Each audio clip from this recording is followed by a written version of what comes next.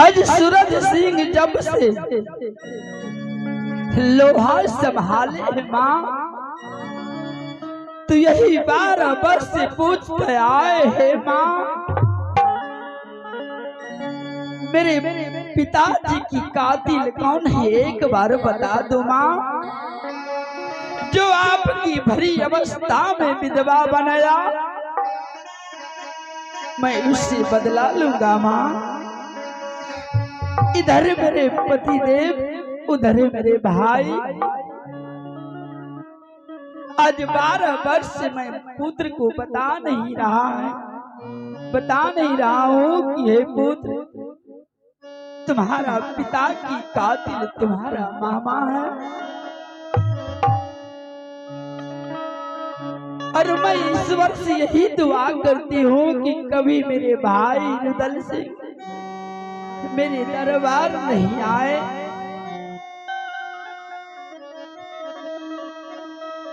हे माँ, भर जुतिया की पर्व में भाई और बहन की नाता लेते हैं माँ, लेकिन मैं ऐसा अभागा बहन हूँ कि हर पर्व में दुआ करती हूँ कि मेरे पास मेरे भाई मत आए माँ।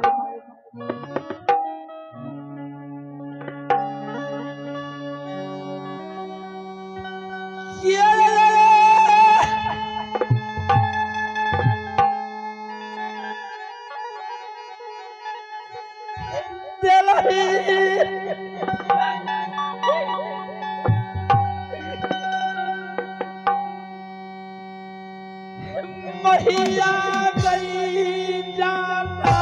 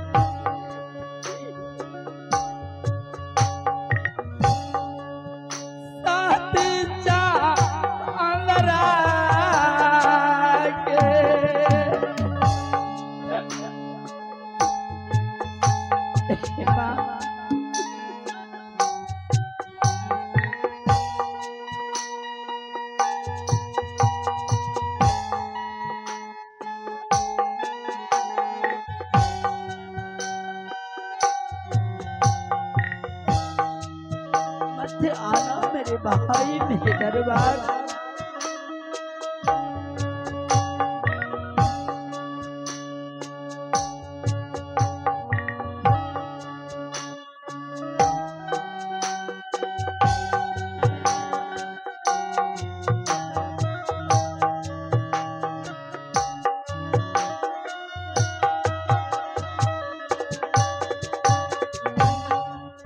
हे माँ, तब से मैं माँ भगवती से यही दुआ करती हूँ कि कभी मेरे भाई मेरे दरबार में आए माँ।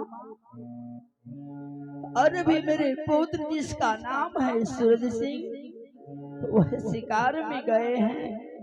जब भी आएंगे तो खाना से पहले पूछेंगे, हे माँ, एक बार मेरे पिता की कातिल कौन है मुझे ही बता दो। मैं आज अपने पुत्र की साथ में झूठ बोलती बोलती 12 वर्ष बीत चुके हैं माँ। कते दिन हम बोलबई गए भैया,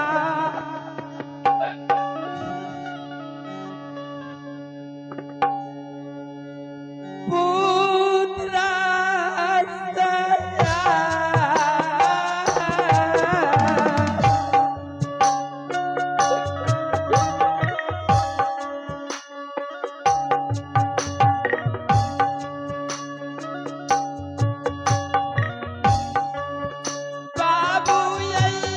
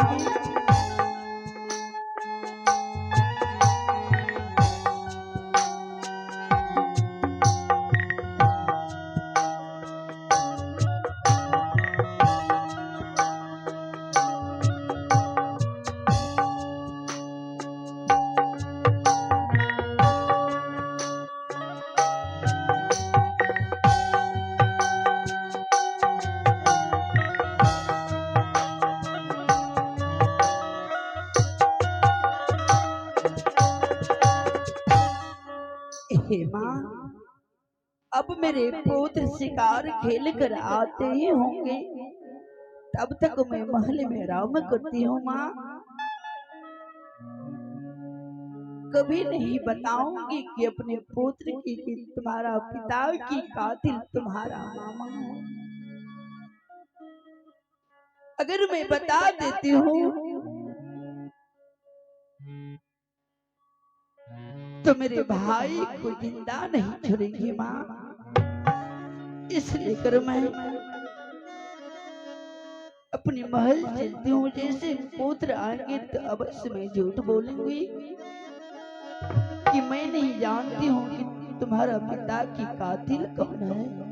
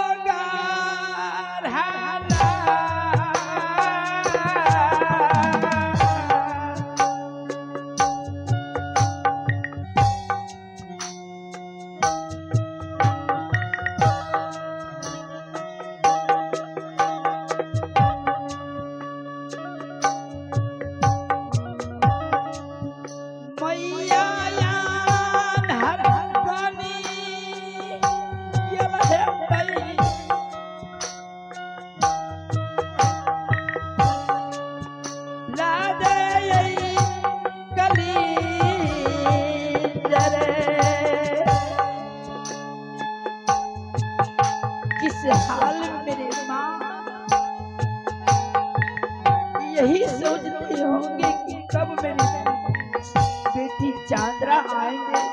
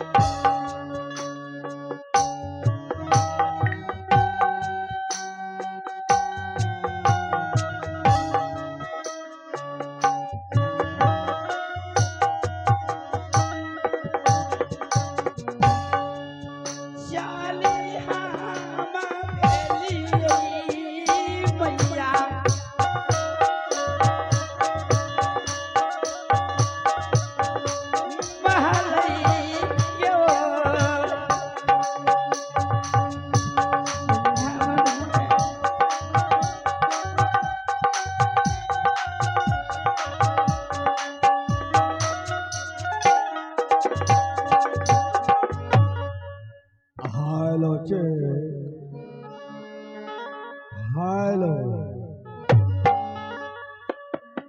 हाँ तो आदरणीय माता एवं बहनों, नौजवान साथियों, नन्हे मुन्ने बच्चों, सबसे पहले एक बार माँ भगवती के नाम से जयकार लगा और पुण्य का भागी बने।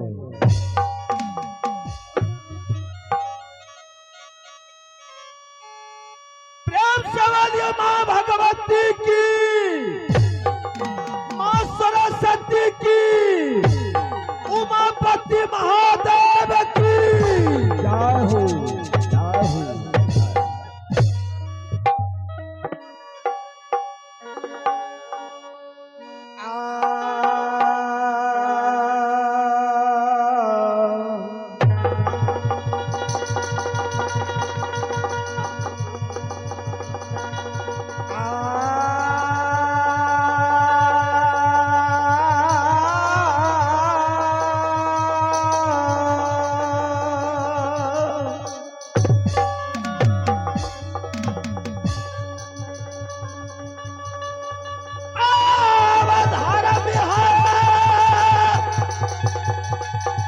जय श्री शंकर भोलेनाथ। सुनो भाई,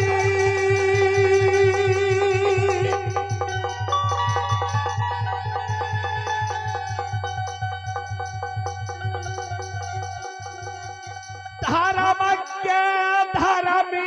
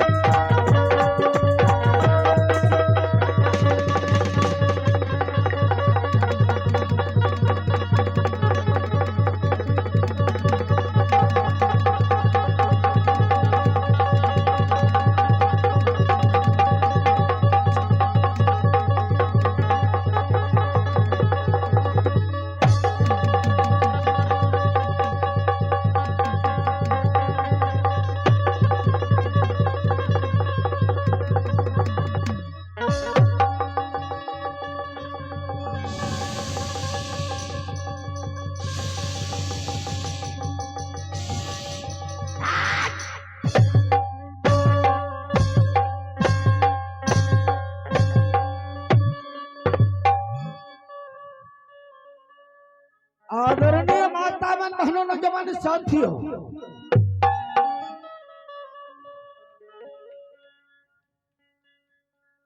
आज की रात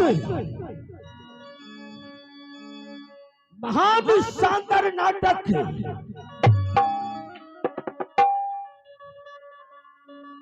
आप लोग की समझ में बांधवगढ़ की लड़ाई, मारपीट और भाई और बहन की कहानी है।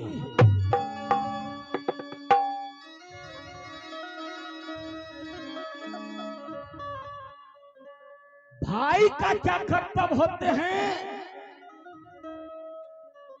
बहन के लिए करना चाहिए, और बहन का कर्तव्य क्या होते हैं कि भाई के लिए करना चाहिए। तो हमारे कंपनी साहब ऐसा खेल रखे हैं, आप लोग शांति पूर्वक का ध्यान दें।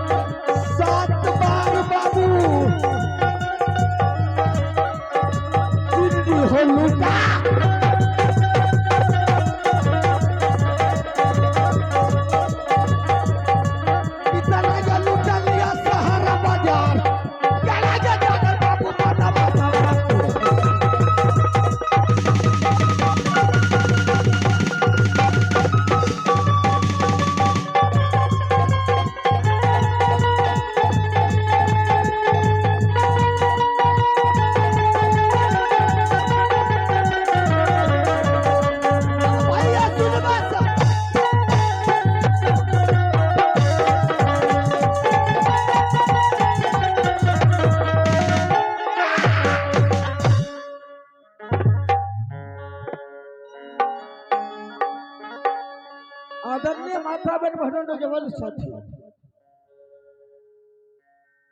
यानी कि मेरा ही मकान कीड़ा बाल तो कर सकते हैं,